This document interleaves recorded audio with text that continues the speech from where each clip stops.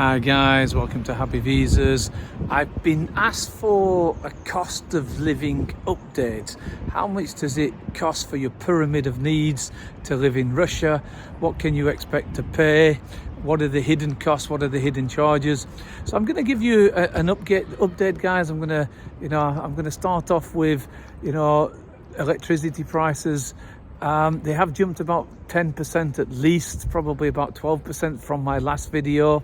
Unfortunately, they're going to go up again in June, so the prices will increase probably about another 10%. So I'm spending now about 3,000 rubles a month on electricity. That's for a 78 square meter flat. That's for me, my wife and child. So in British pounds, that's about £27 a month. Expect that to go up by about 10% in June. Now for your hot water and your heating, I'm spending about another £25 a month, another 3,000 rubles. My property taxes in central Moscow, so I am in the center of Moscow now, 78 square meter flat. I'm paying about £350 a year now. So I've calculated all my monthly bills, all my monthly insurances, everything. I'm spending about 12,000 rubles a month. I'd say about £105 every month now. It's quite a big jump actually for Russia. Inflation is hitting. I never really noticed it before because it was so cheap. So I just want to correct what I've said in my previous videos. Now, the metro system is still 22,000 rubles a year, unlimited. It's a massive metro system. So that's about just under £200 a year. You can get a monthly ticket for about, I think it's about 2,500, 2,600 rubles a month, unlimited. But I think it's a better deal if you're going to be living all the time in Moscow. I think it's a better deal to go for the yearly one. Your food prices. Bread, I'm paying about 50 pence. A can of beans, I'm paying about £1. I'm paying for 10 eggs, really good eggs, Class C eggs. I wouldn't call them organic, but free range. I'm paying about £1.30 for 10 eggs. I know you get a dozen eggs in the UK. So food prices, you can live very, very cheap. I still think it's a little bit cheaper than the UK. Restaurants, half price of the UK, even cheaper now, especially if you can get a coupon. We've got these like coupons where you spend £1 on a coupon, maybe it's 100 rubles, about 90p, and a lot of restaurants will give you a 50% discount. Use Biglion. I don't think Groupon is here anymore. Use Coupon, different coupon websites, and a lot of restaurants. But bear in mind, 70% are crap, but still 30% of good restaurants. So, I still got 100 good restaurants. I used to love Yakitori on Coupon. It used to give a 50% discount, 40% discount, massive discount. But now they've stopped the coupons, unfortunately. But there's still plenty of restaurants out there that will accept the coupons. Now, rents have started to go down. So if you want to rent a flat in Moscow, it's got a little bit cheaper. A 42 square meter in a good location in Moscow now is about 70,000 rubles. In a good location in Moscow, maybe 3-4 stops from Red Square. A little bit more central, you might be looking at 100,000. If you want really, really good decoration, maybe 100,000 rubles, with good decoration, that's about £900 a month. So it's very, very good, and it always includes the bills. Your extra bills on that are going to be about 3,000 rubles a month just for your electricity. So you're not going to pay much more on top of the rent, because that's the landlord's responsibility, because it's like a communal charge.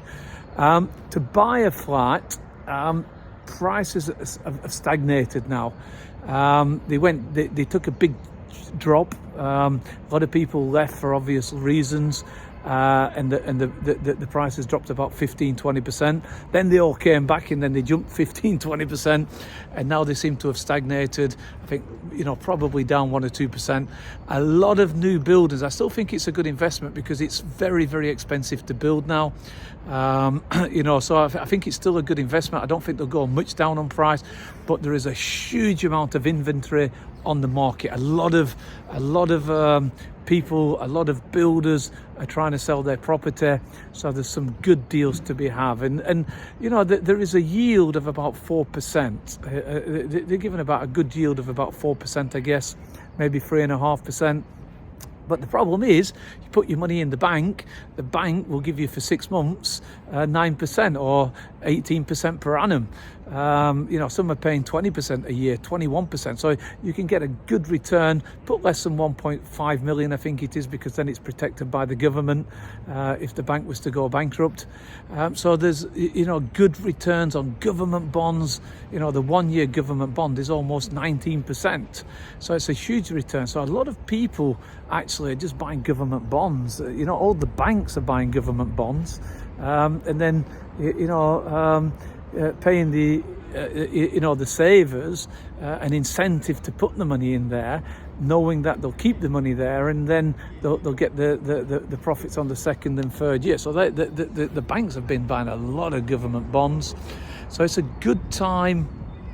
It's a very, very good time to invest in Russia if you've got liquidity. Now, the downside is obviously you've got to buy the Russian ruble. If it collapses, and it's done so many times in the past, then you're going to be, you know, you're getting the 16%. But if it drops 20-25%, then you're up the Swanee without a paddle. You know, you're in bad shape. But my opinion, you know, the Russian economy is booming. It looks like we're going to have peace soon, if you believe Donald Trump. In my opinion, I think the ruble now is going to get a lot stronger. I think it's going to jump another 10-15%. It's already, you know, got a lot stronger, about 20% against the dollar. I think, you know, Donald Trump's policies of weakening the dollar, I think it will get weaker even more, and I think the Russian ruble will get stronger. So you could look at it on the opposite side. You buy rubles, you invest them in government bonds, you make 16% on the government bond, and then at the same time, when you buy the dollars back, you might make another 10-15%, if I'm right. You know, you've got to remember, guys, everybody's been to university in Russia. It's a very highly educated workforce. Russia's got all the fresh water, all the oil and gas, all the commodities, all the rare earth metals, all the land. It's got everything.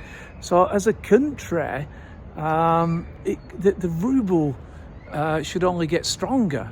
You know, it's got less than 2.5% unemployment. Anybody who wants a job in Russia can find a job. So that's going to underpin. That's going to support, you know, the economy. It's going to support prices. You know, there is inflation running at, I think, just over 10%, so you've got to bear that in mind. Last year, I think it was 17-18%. I do believe the government numbers. I don't think they're fixed. I don't think they're rigged. A lot of people say inflation's a lot higher. I don't really see that. I haven't seen it.